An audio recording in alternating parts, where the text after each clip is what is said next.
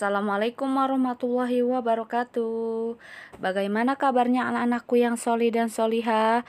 Mudah-mudahan kalian di rumah tetap menjaga kesehatan dan dalam lindungan Allah Subhanahu wa Ta'ala. Amin ya Robbal 'Alamin. Berjumpa kembali dengan Miss Ani. Hari ini kita akan belajar tematik, yaitu tema 5D, sehat itu penting. Di sini Miss Ani akan menjelaskan subtema 1, yaitu peredaran darahku sehat. Dan di sini Miss Ani akan menjelaskan pembelajaran 4, 5, dan 6. Simak penjelasan dari Miss Ani ya, anak-anakku yang solih dan solihah. Sebelum memulai pembelajaran, marilah kita membaca doa terlebih dahulu. Bismillahirrahmanirrahim. Silakan kalian dibuka buku tematiknya halaman 19. Pada pembelajaran 4, yaitu ada ayo berpendapat. Deli dan teman-teman mendapat tugas kelompok untuk membuat poster tentang pentingnya menjaga kesehatan. Mereka mengerjakan di rumah Deli. Deli dan teman-teman bekerja sama ketika membuat poster. Ada yang membawa buku, ada yang membawa alat tulis, ada yang membawa alat menggambar, dan ada yang membawa karton serta pernak-pernik lainnya untuk menghias poster. Menurut kalian, apa wujud tanggung jawab Deli dan teman-teman? Apa pentingnya kerjasama dalam kelompok? Silakan dijawab pertanyaannya ya, anakku yang solih dan solihah. Hari ini kita akan belajar yang pertama mendiskusikan tanggung jawab menjaga keamanan lingkungan sekitar. Yang kedua, mengidentifikasi usaha masyarakat dalam pembangunan sosial budaya. Yang ketiga, membaca pantun. Sikap apa yang akan dikembangkan dalam pembelajaran 4? Yang pertama, rasa ingin tahu, percaya diri, bekerja sama, toleransi, dan tanggung jawab. Materi selanjutnya yaitu mendiskusikan tanggung jawab menjaga keamanan lingkungan sekitar. Perhatikan gambar berikut ini. Deli dan teman-teman mengantarkan nenek yang mereka temui di jalan ke klinik. Untuk menjaga keamanan, mereka memarkirkan sepeda di tempat parkir dan tidak lupa menggemboknya. Silakan kalian berdiskusi dengan kedua orang tua kalian. Tuliskan contoh tanggung jawab masyarakat yang ada di lingkunganmu. Tuliskan 2 contoh saja ya. Dan yang kedua, apa upaya yang dapat dilakukan masyarakat untuk menjaga keamanan dan ketertiban lingkungan? Materi berikutnya yaitu mengidentifikasi usaha masyarakat dalam pembangunan sosial budaya. Upaya yang dapat dilakukan dalam pembangunan sosial budaya misalnya yaitu yang pertama, berpartisipasi dalam rapat serta menghargai setiap pendapat warga. Yang kedua, melakukan kerja bakti untuk membersihkan lingkungan. Yang ketiga, mengikuti ronda malam untuk menjaga keamanan lingkungan. Yang keempat, aktif dalam organisasi yang terdapat di lingkungan sekitar. Ada pertanyaan ya, silakan kalian bertanya kepada orang tua kalian tentang usaha masyarakat di lingkunganmu dan melaksanakan tanggung jawabnya di bidang sosial seperti apa. Yang kedua, usaha masyarakat di lingkunganmu dalam melaksanakan tanggung jawab di bidang budaya. Silakan bisa berdiskusi dengan kedua orang tua ya. Ada di halaman 20 dan 21. Miss Ani akan membacakan salah satu pantun anak-anak. Perhatikan ya, sungguh sedap makan ketupat, apalagi jika perut lapar. Kami anak-anak hebat, rajin belajar dan juga pintar. Silakan kalian baca pantun anak-anak yang satunya ya, yaitu adik bermain lempar gelas. Ada di halaman 21. Selamat mencoba membaca pantun. Kemudian Miss Ani akan membacakan pantun orang muda. Tiba sudah si hari Kamis, mangga di kebun siap dipetik. Semua perempuan berwajah manis, apalagi yang pakai baju batik. Selanjutnya Miss Ani akan membacakan juga pantun orang tua. Nenek datang membawa sepatu. Sepatu dibeli di Surabaya. Tabunglah uangmu itu karena hemat pangkal kaya. Kalian juga bisa mencoba membaca pantunnya ya. Berikut hal-hal yang perlu diperhatikan ketika membaca pantun. Yang pertama, intonasi atau penekanan tinggi rendah, keras lembut, dan cepat lambatnya suatu kata atau kalimat saat membaca pantun. Yang kedua, jeda atau pemenggalan kata. Jeda berguna untuk memudahkan pendengar dalam memahami pantun. Yang ketiga, pelafalan huruf atau kata. Pelafalan kata saat membaca setiap kata dalam pantun perlu diperhatikan agar tidak menimbulkan makna yang berbeda. Yang keempat, volume suara atau keras lemahnya ucapan harus jelas terdengar. Pada pembelajaran 5, materi yang akan dibahas adalah menentukan lagu bertangga nada mayor dan minor, membuat poster organ peredaran darah hewan, menjelaskan pengertian dan membuat pantun jenaka. Sikap yang akan dikembangkan pada pembelajaran 5 yaitu percaya diri, bekerja sama, dan tanggung jawab. Nah, di sini masih ingatkah kamu bahwa lagu yang dinyanyikan secara bersemangat dan gembira merupakan ciri-ciri tangga nada mayor? Apa saja ciri-ciri lainnya? Nah, lagu anak apa lagi yang bertangga nada mayor? Silakan kalian jawab pertanyaannya ya, anakku yang solih dan solihah. Materi selanjutnya yaitu menentukan lagu bertangga nada mayor dan minor. Perhatikan contoh lagu bertangga nada mayor.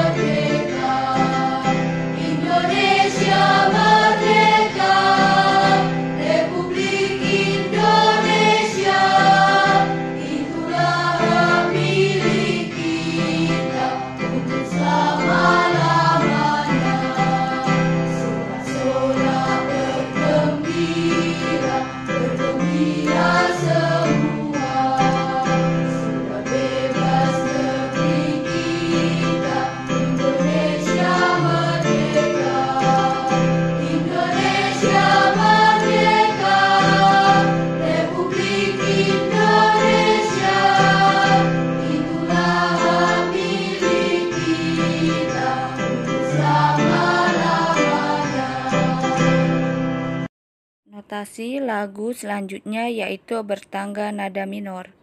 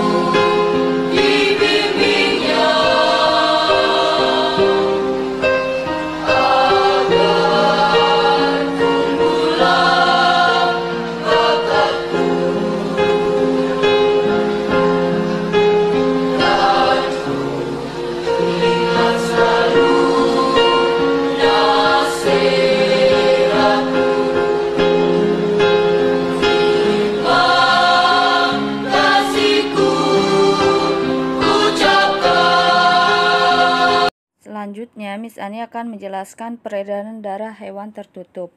Hewan vertebrata atau bertulang belakang memiliki susunan organ peredaran darah yang lebih rumit daripada hewan invertebrata tidak bertulang belakang. Peredaran darah hewan dapat berupa peredaran darah terbuka dan peredaran darah tertutup. Pada peredaran darah terbuka, darah tidak selalu berada dalam organ peredaran darah, yaitu contohnya adalah serangga. Sementara pada peredaran darah tertutup, darah selalu berada di dalam pembuluh darah. Misalnya pada cacing, ikan, amfibi, reptilia, burung, dan mamalia. Ini ada di buku halaman 26 dan 27. Cacing tadi adalah contoh hewan peredaran darah tertutup. Cacing, jantung, dan seluruh darah cacing memiliki katup sehingga darah tidak mengalir kembali ke jantung. Jantung memompa darah dari pembuluh darah bagian atas tubuh ke pembuluh darah bagian bawah tubuh, kemudian ke seluruh tubuh. Sedangkan mamalia, jantung mamalia terdiri atas 4 ruangan, yaitu 2 serambi dan 2 bilik. Antara serambi dan bilik dibatasi oleh sekat sempurna dengan katup penghubung. Di sini ada paru-paru, serambi kanan, serambi kiri, bilik kanan, dan bilik kiri, kemudian ke seluruh tubuh.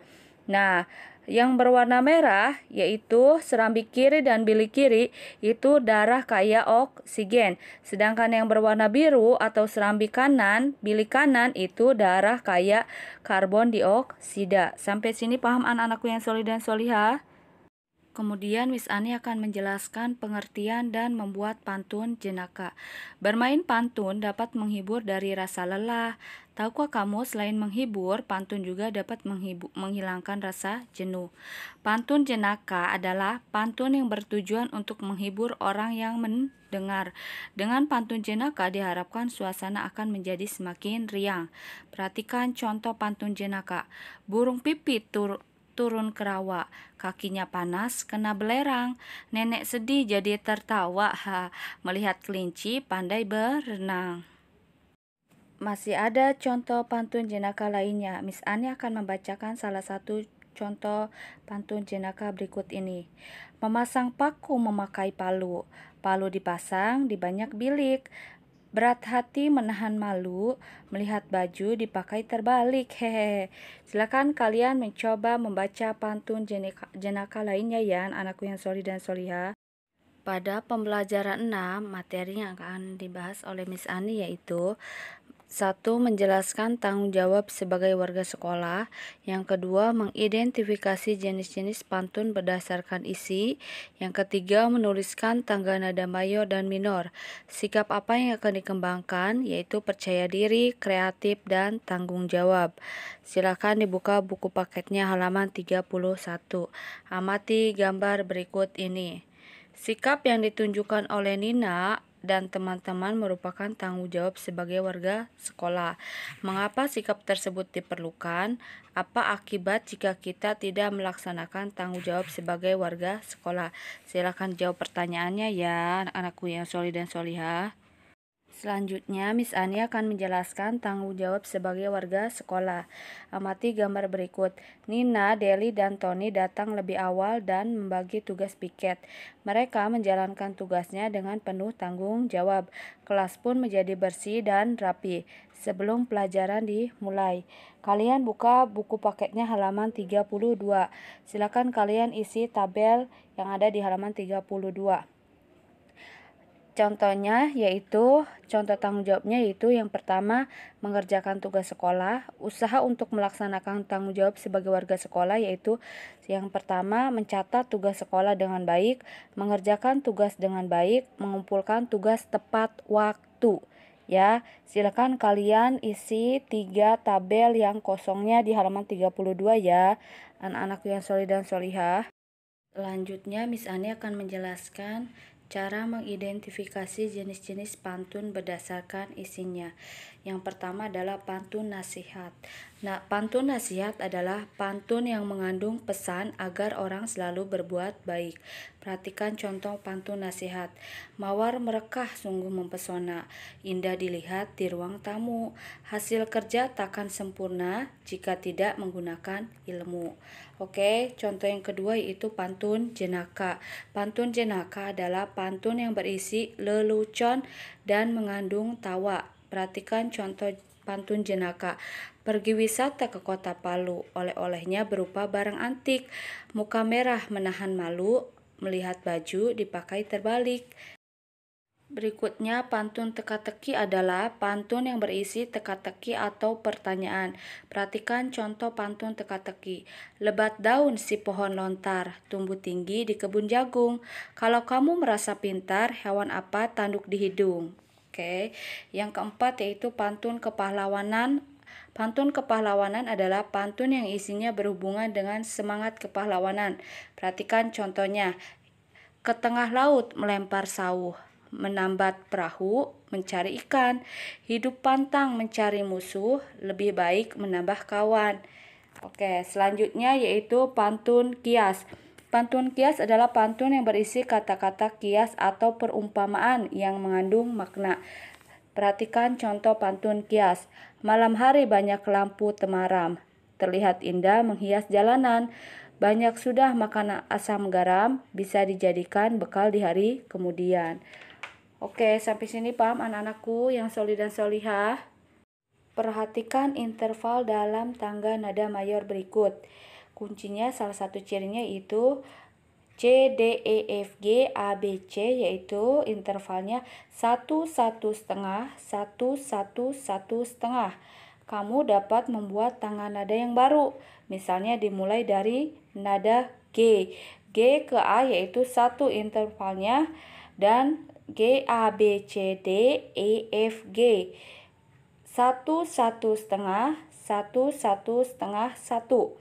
Agar sesuai pada F perlu dinaikkan setengah nada, diberi tanda kruis, ditulis F kruis atau vis.